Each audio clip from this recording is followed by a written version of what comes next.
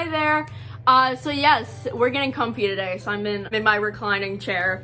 And yeah, so today's video is going to be a lot different from the one that I had posted recently because for anyone who has watched me for a while, you guys know that I've been gone for about a month now, and I just posted this video not really talking about like where I've been. I just kind of like jumped back into the system, but I do feel like you guys deserve an explanation. Plus I'm making this video as maybe to help other people who have to deal with this, because I certainly had no idea what to expect during this tough time. But yeah, so I'm just going to be giving advice. So if you have recently lost somebody in your family and you don't know how to really cope with it, please keep watching. If not, and if you still just want to watch, this is going to be a more serious video, and this is your chance right now if you want to click off, because it's not going to be me and my wacky self. Okay, well, hello anyone who stayed. So I was debating making this video, obviously, because I didn't know if I should talk about it. I don't know if I would be able to talk about it, but I think I'm in a place now where I'm able to openly talk about it. And so yes, here we go. I will give you my advice and kind of tell you about everything. I recently lost my uncle Dave. He was one of my father figures. He was very, very close to me. And you know, I have never lost anybody in my family, thank God. Like, I'm very lucky to have not lost anybody so far, except for, obviously, this first one. And it was my first death in a family, so it was very weird and very difficult to deal with because I really didn't know what to expect or how to deal with it. So that's why I'm making this video, to kind of help anyone who might be like me and might not know what to expect or how to deal with it. Obviously, I'm not going to really tell a whole bunch about what happened. He did die of COVID, I will say that. But I'm not going to say, like, I'm not going to give too much away or talk about anything too much surrounding his actual death, because I would just like to keep that private. I hope you guys can understand that. I do remember the first day I was told that he had passed away. I was in a very weird state, to say the least. I didn't know how to deal with it. It seemed like it wasn't real, because you go through your life with this one person always there, and then all of a sudden they're just gone. That's very hard to deal with. It's something that you can't really wrap your head around the first couple of days. And I remember wanting to be strong, because I wanted to be strong for my mom and for my family.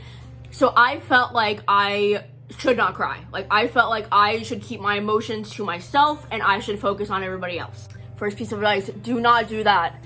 Do not hold your emotions in. I had called my friend Rachel, who has been on this channel before, and I had told her what was going on, and she had asked me to come over, and I said, please do. And I remember as soon as I met her downstairs, I cried in her arms for about 10 minutes. First piece of advice is do not hold your emotions in. It might feel like you want to be strong for everybody else, which is perfectly fine. You can be strong, but you have to dedicate time to have those emotions yourself. Feel the way you do. Like, you cannot be afraid of crying or accepting that that person is gone. And it might be hard. Like, it was very hard. I cried for a long time, but eventually you will get to the point of you will be able to just kind of sit down and be like, okay, I feel this way, and that's okay to feel this way. It will pass, and I know that this will not last forever. Talk to somebody. Have somebody that you can be honest with.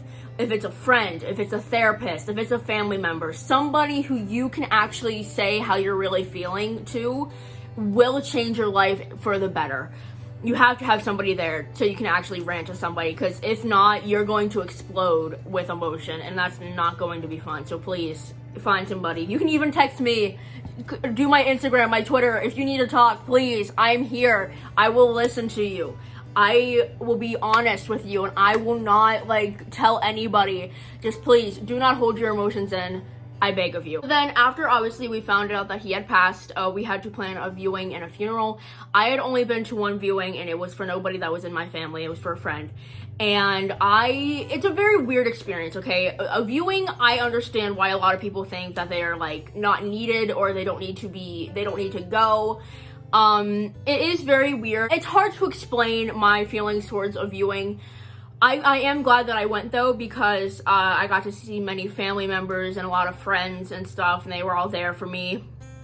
and everything, and in a way it was kind of like a goodbye. It's very weird. It's a very weird time because I was crying a lot, but in a way I was kind of happy to see everyone who came and that I haven't seen for a while. Advice number 2 is do what you think is best for you. If you do not believe that you could get through the viewing or funeral, do not feel like you have to. Like, I strongly believe that my Uncle Dave would have been totally fine if I did not go to either of them. And that's how you need to think too, is that whoever passed would be okay with you not being there, because they would understand what you're going through and what you're feeling. If you do not believe that you're strong enough, do not force yourself to do it, because that's another thing, that's another way to crash and burn right there. My first funeral that I've ever been to, and I cried a lot, which was not fun, but it was nice to be there with my family and to help support them, because like I wanted to be there for my grandparents, obviously, and then my mom and my aunt, because I was their brother, and obviously my 2 cousins. They're both the mystery cousins. They are younger than me, so I wanted to be there for them and stuff. So it's good to be there for people, especially when they need it the most. Next portion that I really did not know how to deal with is after the funeral, after the viewing, where do you go from there? Like, you can't just accept that they're gone. Like, that's just, you can't. Like, you never will just accept that that person is gone from your life. So my next piece of advice to you is some coping methods and how to slowly become, not okay, but to slowly accept that they are gone. So the first thing that my mom actually started doing, which is very beneficial, is write down memories. If you think of a memory of that person, a good memory that you never want to forget, get a notebook and write it down. Me and my mom have a specific notebook that we are saving for writing down memories. We have a few pages of them so far, and it's good. It's good just to look back, because you laugh, you smile, you think about all the good times when they weren't suffering. Like, even if you just write down like them on your phone or on your notes. But seriously, I'm telling you, write down some memories. It will help you. Found to help is I actually, I took a piece of his clothing and I put it on a bear, and I got his cologne and I sprayed it on it. So I call it my Uncle Dave bear.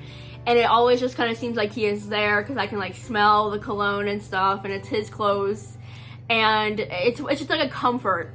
It's a comfort bear, in my opinion. Like, every time it sits on the edge of my bed, and I always just kind of think like, he's there, he's watching me, and it's just it's a good outlet of thinking like he's still here, like I can still talk to him and stuff, and I won't be judged, because it's a way of coping. The final portion that I will say is, it's okay not to be okay.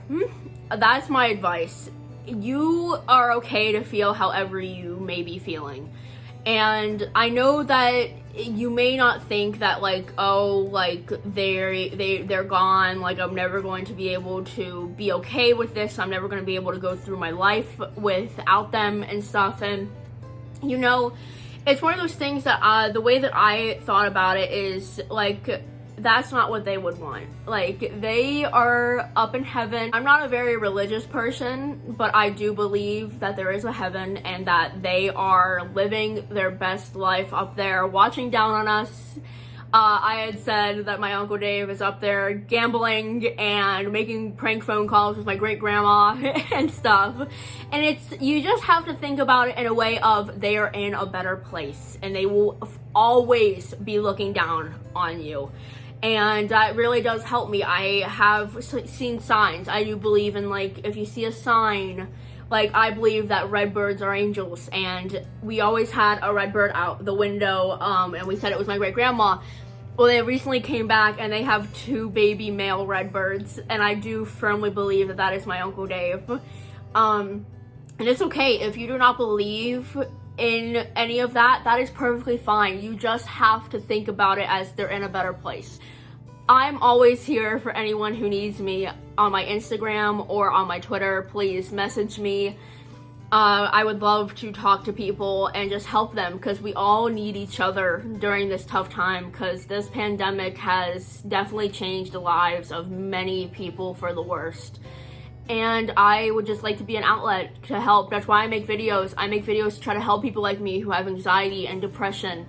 and I'm not certified. I can't tell you what's right and what's wrong, and I could be telling you things that like will just make it worse for you. Like you might get even more upset, and I apologize. I'm just here to do my best to help people, and if it helps you, great. If it doesn't, I am sorry that I couldn't do better. So if you enjoyed this video of me being more serious and talking about things and trying to help people, please give me a thumbs up and comment down below other things that you may be struggling with. I can make videos on my anxiety, on my depression, on how I've had to deal with IBS, because I know a lot of people are dealing with IBS and it sucks.